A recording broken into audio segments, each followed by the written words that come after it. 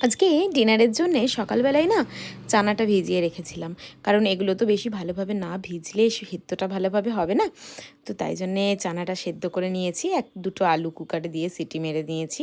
তারপর একটা মশলা রেডি করে নিলাম। মশলাটার মধ্যে তেমন কিছুই দিইনি, একটুখানি দিয়েছি পেঁয়াজ কুচি, টমেটো কুচি, একটা তেজপাতা প্রথমে তেলে দিয়ে দিয়েছিলাম। তারপর পেঁয়াজ আদা রসুনের পেস্ট, একটা কাঁচা লঙ্কার পেস্ট দিয়েছি তার সাথে। তারপর নুন হলুদ লঙ্কা জিরে সব কিছু দিয়ে ভালোভাবে মশলাটা কষিয়ে নিয়েছি। তারপর সেদ্ধ করে রাখা চানা আর আলুটা কিন্তু দিয়ে দিলাম। আলুটা আমি একটু ভেঙেও নিলাম। তারপর একটু কিছুক্ষণ মশলার সাথে মিশিয়ে নিয়ে একটু জল দিয়ে কিন্তু কিছুক্ষণ ভালোভাবে চানাটাকে ফুটতে দিলাম। ব্যাস এই দেখো একদম কিন্তু গ্রেভি গ্রেভি হয়ে এসেছে। তখন কিন্তু আমি দিয়ে দিলাম চানা মশলাটা। চানা মশলাটা দিলে না বেশ ভালো টেস্ট হয়। ব্যাস একদম গ্রেভি করে নামিয়ে নিয়েছি। আর তার সাথে এরকম গরম গরম লুচি ভেজেছিলাম, ফুলকো ফুলকো লুচি। আর তার সাথে ছিল এরকম গরম গরম চানার তরকারি। জাস্ট ফাটাফাটি লাগছিল।